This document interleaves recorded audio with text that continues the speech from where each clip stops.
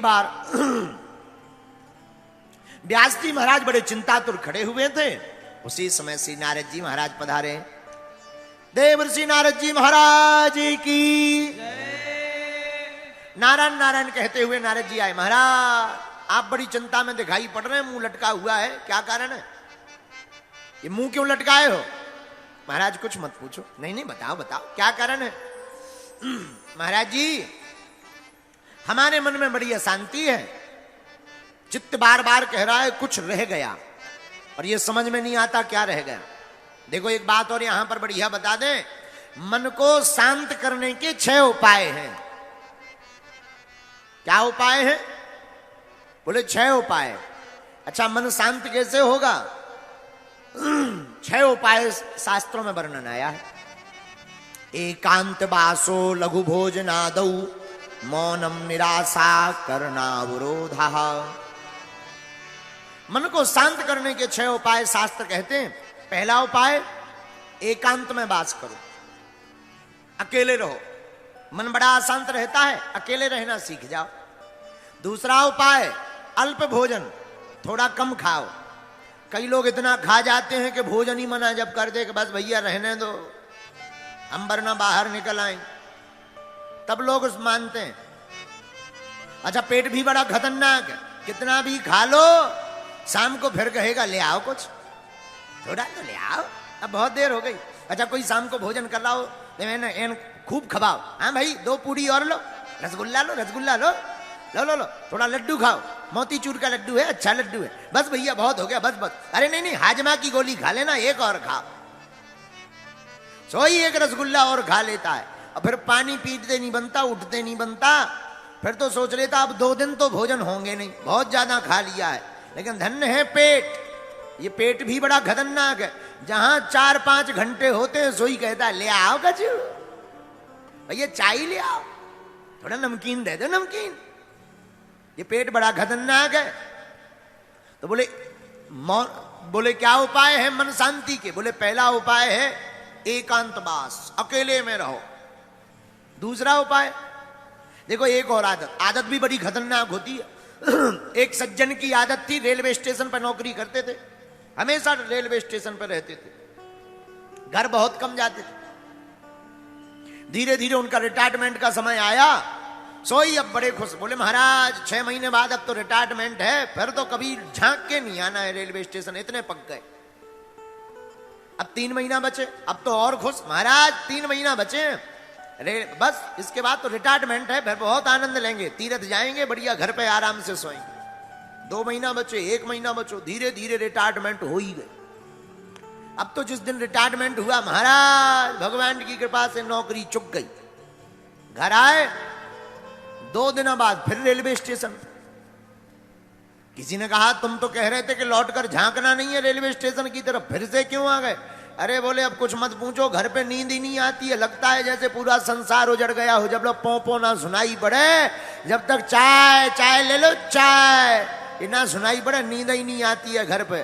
तो बोले वो रहते थे घर पर, रिटायरमेंट के बाद भी सोने आते थे रेलवे स्टेशन पर। बोलो सीताराम, जोर से बोलो। इसको क्या कहते हैं? इसको कह देते हैं आदत। क्या कहते हैं? आदत कैसे छूटेगी? पहले से ही अभ्यास करो एकांत में रहने का। तो मन की शांति के 6 उपाय। पहला उपाय एकांत वासो, एकांत वासो लघु भोजनादौ। दूसरा उपाय कम भोजन करो। कई लोग खाने के लिए जीते हैं, पर जीना किस लिए चाहिए? खाने के लिए नहीं जीना चाहिए, जीने के लिए खाना चाहिए। हाँ, और कई लोग खाने के लिए जहां दिखे सोई दे। हमारे साथ एक सज्जन रहते थे, इतना खाते थे, भगवान नहीं बचाए उनसे, खूब खाते। अच्छा खाना चाहिए ऐसा नहीं है। एक बार तो हम हनुमान जी के लिए लड्डू रखे थे, वे पूरे खा गए। हमने जब ढूंढा, हमने कहा क्यों भाई लड्डू कहां गए? बोले महाराज जी हम तो भंडारा पा गए। हमने कहा भगवान का प्रसाद तो छोड़ देते। बोलो सीताराम। तो लघु भोजनादौ, दूसरा उपाय कम भोजन करो। तीसरा उपाय क्या? मौनम, बहुत कम बोलो। कई लोग होते हैं पटर पटर बोलते ही रहते हैं। देखो अटपट लीला राम की झटपट समझ न आए, जो मन की खटपट मटे सो चटपट दर्शन हो जाए। है? बहुत कम बोलो, और जो भी बोलो मीठा बोलो। कई लोग बोलते तो बहुत कम है, पर ऐसी बाणी बोलते हैं कि तलवारें निकल आवे, कर्कश बाणी। देखो रामचरितमानस इसीलिए कहते हैं कि रामायण पढ़ा करो। भारत के हिंदू जिस दिन रामचरितमानस को पढ़ने लगेंगे, और 100 करोड़ हिंदुओं में जिस दिन 30 करोड़ हिंदू मस्तक पर तिलक लगाकर रेलवे में, ट्रेन में, बस में नौकरी करने जाने लगेंगे, उसी दिन भारत हिंदू राष्ट्र घोषित हो जाएगा। हाँ। लेकिन बड़ी दुर्दशा है, तिलक लगाने में शर्म आती है। धन्य है किसी को टोपी पहनने में शर्म नहीं आती, लटकाने में शर्म नहीं आती, अपन को तिलक लगाने में शर्म आती है। ये हमारे देश का दुर्भाग्य है। तिलक हमारा सौभाग्य है। विवाहित स्त्री का लक्षण क्या है? अच्छा चलो ऐसे समझो, ऐसे नहीं समझ आए भैया, जरा बेस कम करो। बताओ, जिस स्त्री की शादी हो गई उसकी निशानी क्या है? क्या निशानी है? 2 निशानी, एक मंगलसूत्र और माथे पे सिंदूर। भाई मांग भरी हो तो समझ जाते हैं इस प्लाट की रजिस्ट्री हो चुकी है। आओ आओ आओ आओ, भाई ये 2 चीजें हो तो भाई आओ।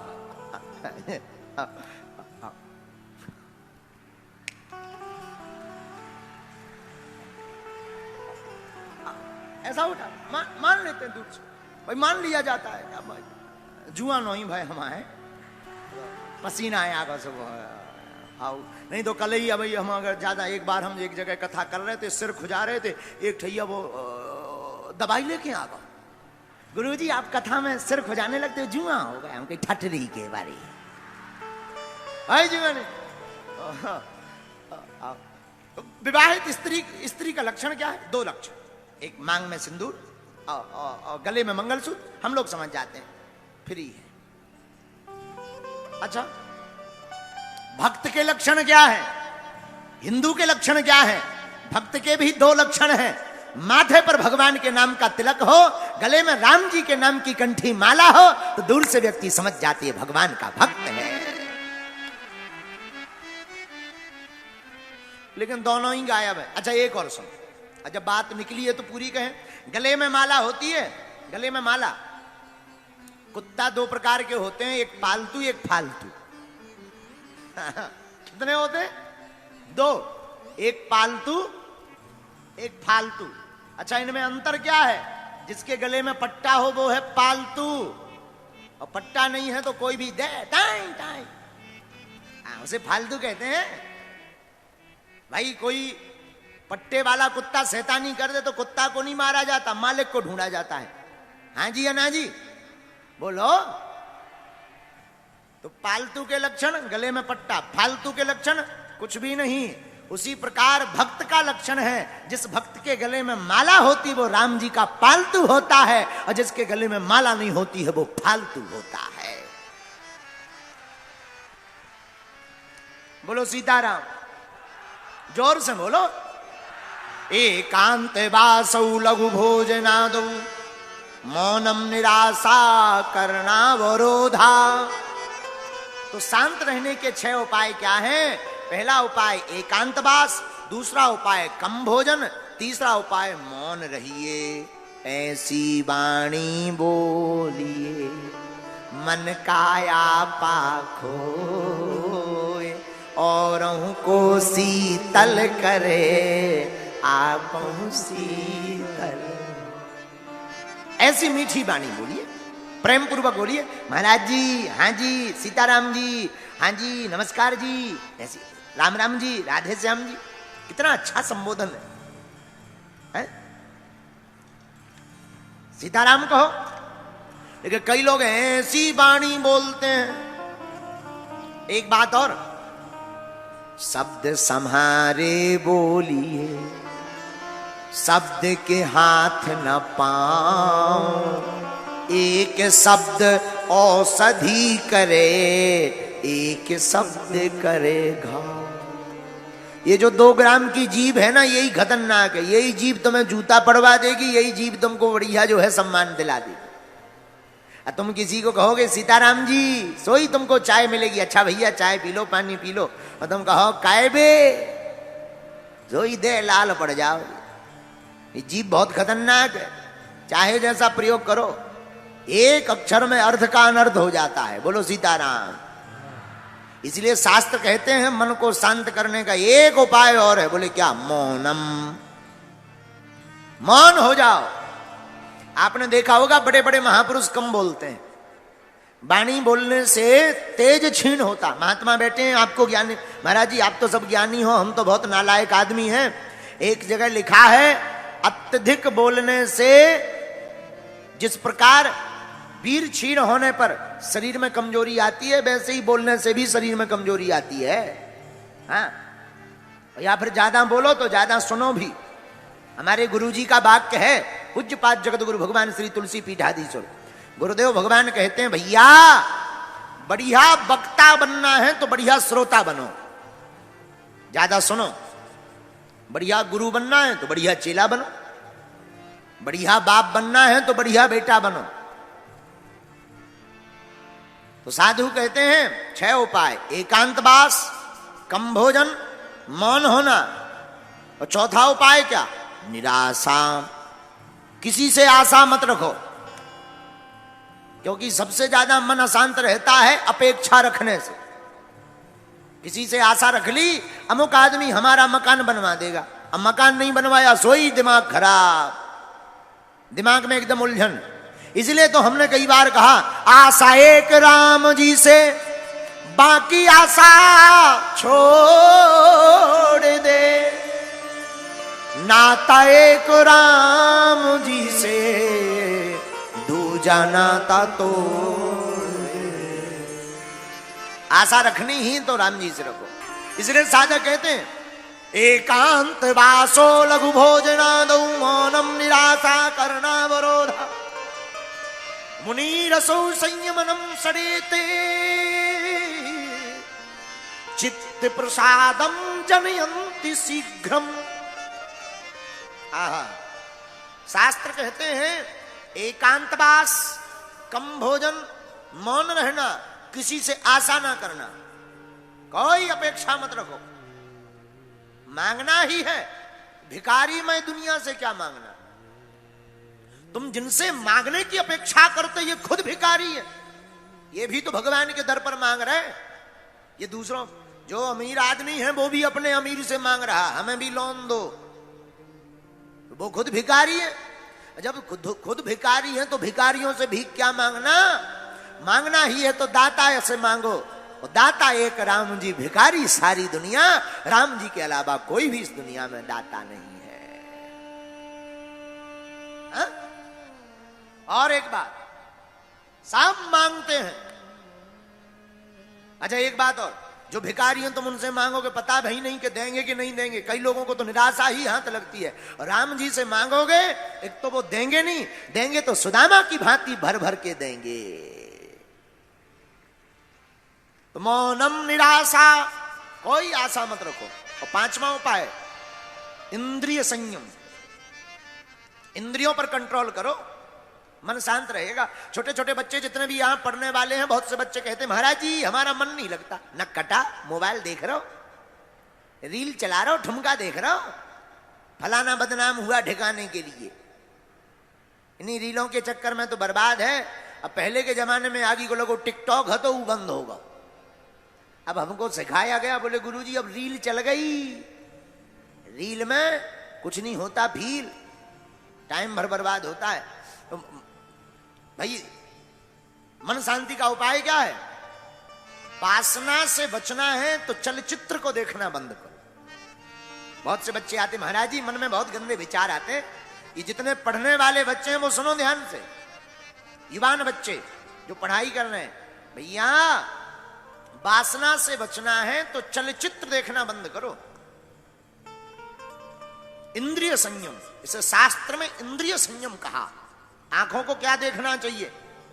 कान दिए सुनवे को सत्संग, आंख संतों के दर्शन के लिए दी, कान किस लिए? भगवान की कथा सुनने। अब कई बच्चे तो कान में लगा लेते हैं लीड, अब दोनों तरफ लीड लगा करके कोई भी गाली बकता रहे, कोई पता नहीं गुंचू झुम कर रहे हैं। ठटरी के बरे भगवान ने तुम्हें म्यूजिक सुनने के लिए कान नहीं दिए, फिर किस लिए दिए? कान दिए सुनबे को सत्संग, सो जीव दई भज मोहन को। कान भगवान की कथा सुनने के लिए भगवान ने दिए, पर जीभ, ये जो जीभ है इसके चटकारे लेकर बढ़िया चाट पकौड़ी खा करके चटकारे लेने के लिए नहीं दी, फिर किस लिए जीभ दी? जीभ दई भज मोहन को, दान के काज दिए दो हाथ। ये जो हाथ है ना, मोटरसाइकिल चलाने नहीं दिए, ना ना ना, दान के काज दिए दो हाथ, सो पामो दिए तीर्थ घूमन को। तो मन शांति का पांचवा उपाय है इंद्रिय संयम। आंखों से चलचित्र कम देखो, कानों से भगवान की कथा ज्यादा सुनो, हाथों से गुरु गोविंद के चरणों की सेवा करो। किसकी सेवा? लेकिन नए नए बच्चे तो पिटाई करके दूसरों की सेवा कर। बोलो सीताराम। इंद्रिय संयम। और छठवां क्या? प्राणायाम। प्राणायाम करो रोज, प्रातः काल उठो, सूर्योदय के पहले उठ जाना चाहिए, और सूर्योदय के पहले स्नान हो जाना चाहिए। सूर्य उदय के बाद जो स्नान करता है वो जो है राक्षस स्नान कहलाता है। कौन सा स्नान? राक्षस स्नान, उत्तम नहीं माना जाता। अब लेकिन आजकल तो लोगों का सुबह ही 10 बजे हो रहा है। पहले के जमाने में कोई अगर देर से जागे तो टेंशन होती थी कि क्या बात है, तबीयत खराब है क्या। और आज के जमाने में कोई जल्दी जग जाए, भैया पेट वेट तो ठीक है, 6 बजे ही उठ गए आज, क्या बात है? हाँ? बोलो सीताराम, जोर से बोलो सीताराम। हाँ, अब जो जमाना बड़ा, पहले प्रातः काल उठते थे तो कराग्रे वस्ते लक्ष्मी, कर मध्य तो सरस्वती, कर मूले तो गोविंदा, प्रभाते कर दर्शनम। प्रातः काल उठ करके माता पिता और बच्चे सब उठ करके बढ़िया हाथों को ऐसे मलते थे, कराग्रे वस्ते लक्ष्मी, ध्यान करते थे, हाथों को देखते थे, बढ़िया आंखों में लगाते थे, धरती माता को प्रणाम करते थे। प्रातः काल उठ के ही रघुनाथा, मात पिता गुरु ना वही माथा। लेकिन आजकल के बच्चे और आजकल के व्यक्ति उठते हैं तो कराग्रे वस्ते लक्ष्मी, कर मध्य तु सरस्वती, कर मूले तो गोविंदा, प्रभाते चाय कप दर्शनम। हाँ, आजकल श्लोक का अर्थ ही बदल गया। प्रभाते कप दर्शनम, पड़े पड़े ही चाय बन गई, 2-2 बार ठंडी हो जाए, बस 5 मिनट हो, बस चाय बनाओ, फिर आंखें खुलेंगी। धन्य है इंसान का जीवन। अरे प्रातः काल उठ करके ठाकुर जी को बगल में रखो, ठाकुर जी के दर्शन करो, माता पिता के दर्शन करो, गुरु जी का चित्र रखो, गुरु जी के दर्शन करो, जिनसे चेतना मिलनी है, ज्ञान मिलना है, सद्विचार मिलने हैं, सद्विवेक बनना है, सद्बुद्धि प्राप्त होनी है। ऐसे महापुरुषों की जीवनी और उनके चित्र को अंकित करो, उनके चरित्र को पढ़ो। चित्र के पीछे भागोगे तो वासना में रहोगे, चरित्र के पीछे भागोगे तो उपासना प्राप्त कर जाओगे। ये 6 उपाय शास्त्र में मन शांत करने के बताए हैं। कोई भी अशांत व्यक्ति इन 6 उपायों को अगर करे, कितना भी अशांत हो, तो वो जो है अपने मन को चिर स्थिर कर सकता है।